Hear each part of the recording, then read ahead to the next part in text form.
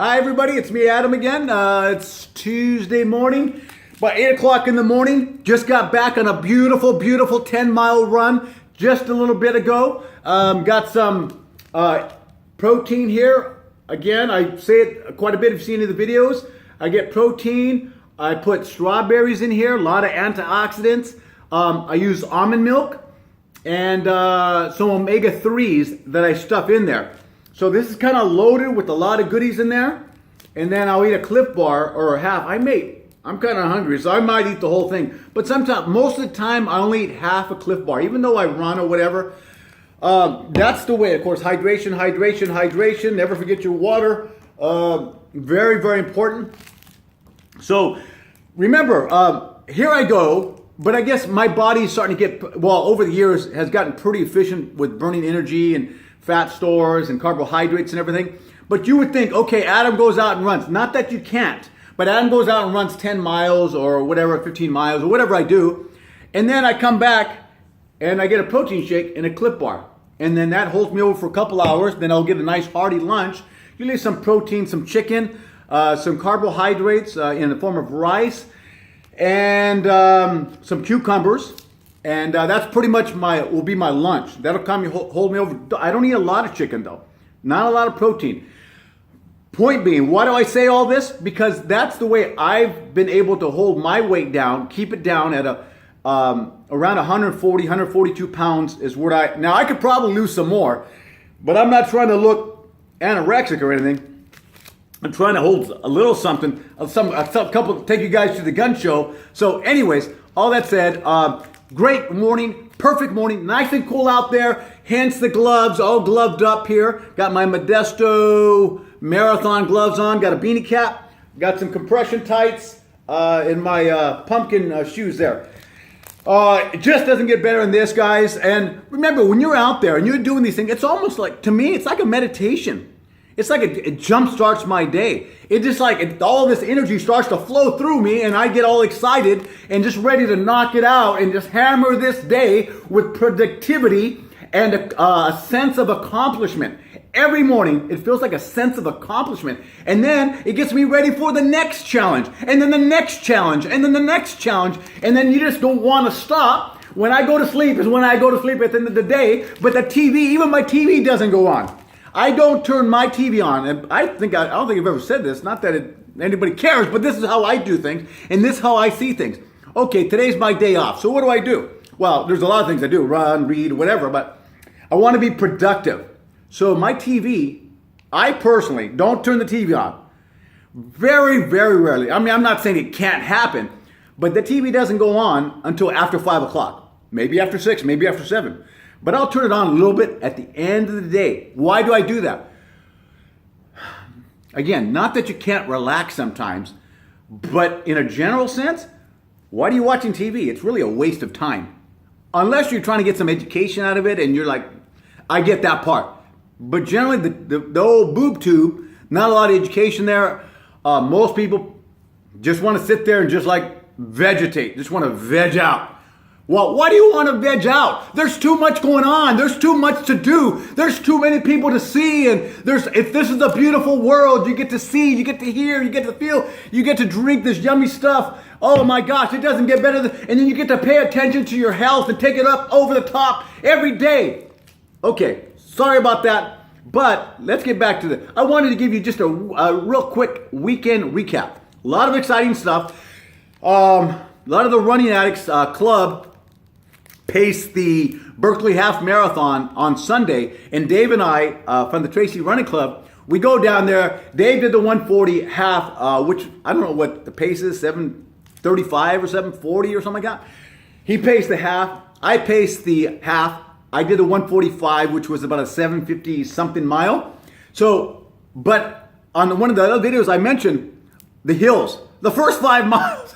I'm like, I heard about it. I'm like, uh-oh. What kind of hills are these? I'm thinking they're like, no, some of these hills were like this. I'm not kidding you. I'm like, oh, there was a lot of turns. It was a really fun run though. I'm not going to lie. This was a pretty fun run, but, some of the turns, we had so many turns through neighborhoods after neighborhoods after neighborhoods. I don't think, excuse me, my protein. I don't think I've ever done a half marathon that had so many turns. This is probably the most. And this is one of the most halves that I've done. Very fun. It was really fun. Challenging. There was a little bit of challenge there for me. But you turn the corner and all of a sudden the hill's like this. I'm not kidding you.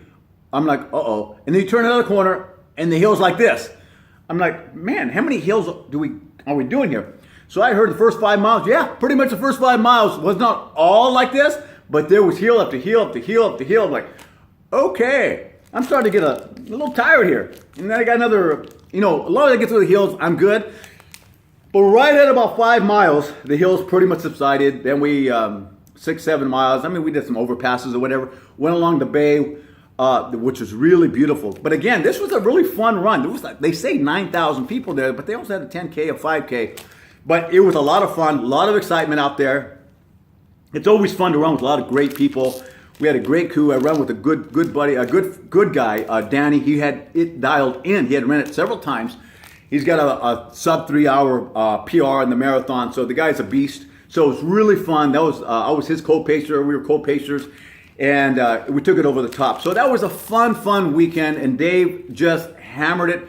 At the end of one of the other videos, Dave, there was a female named Carolyn who was so excited. She ran up to Dave to the gate because we have like a pacer area where they kind of block it off.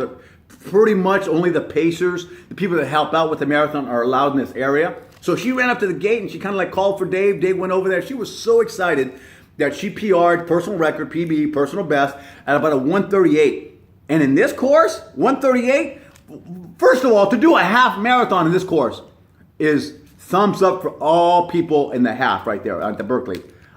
You guys are amazing.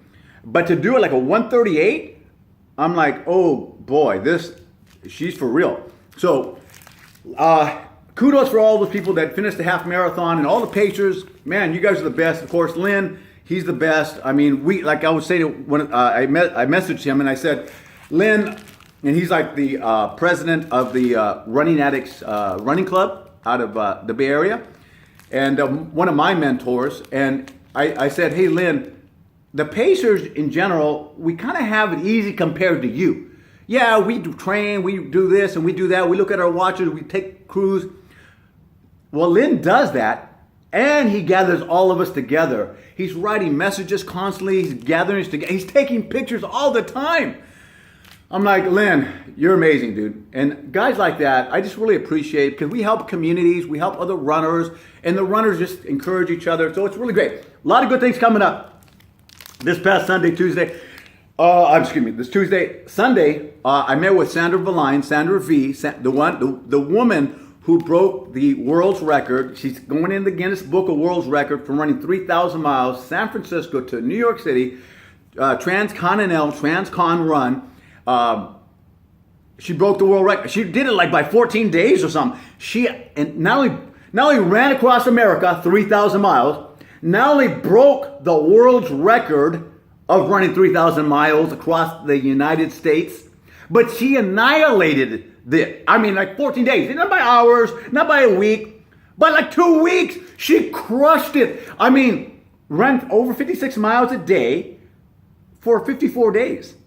7 days a week, running 8, 10, 12 hours a day some of these days. Just crazy amount. There's more to it, but exciting. I met with her again. Lunch Sunday, we had lunch. She has a message she wants to get across. And basically, she's pretty subdued person, kind of. She's not like me. She's pretty conservative, but her message is inspiration. Her message she wants to get across, and I don't want to talk for her. I'm supposed to meet with her next Sunday, this coming Sunday. So hopefully we meet, everything goes as planned, and the video, we'll probably do some editing, and the video will come out sometime next week. I'd like to do a couple videos with her, but that's the one. She wants to get across that if she can do this, what can you do? The human mind, it's really the mind power. Of course, the body, the mind working in cahoots, conjunction, is like amazing. And that's the message she wants to get across, that she wants to inspire people by what she did. And again, she's not good at talking about herself. I said, Sandy, don't worry about it. Leave that up to me. I'll talk about you. So we're looking next Sunday, this coming Sunday, that we're going to meet. We're going to do an interview. Hopefully it's quite extensive. But again, it's not going to be your typical interview where, and hopefully that's another one. It's like, hey, this and that and all these. She's going to go more inspirational. And she really, that is her message. But again, I don't want to talk for her. You'll see her soon. Let's see here. So this Sunday, I'm gonna have I'm gonna be running whatever I run, a half marathon, but not at a race. So I kind of have the day off, so it's kind of exciting. But the next Sunday, I think in 2 weeks, I'll be over at CIM, the California International Marathon, which happens to be the marathon, the U.S. Marathon Championships. So there's going to be some crazy, talented individuals, elite, world-class athletes that are going to be there.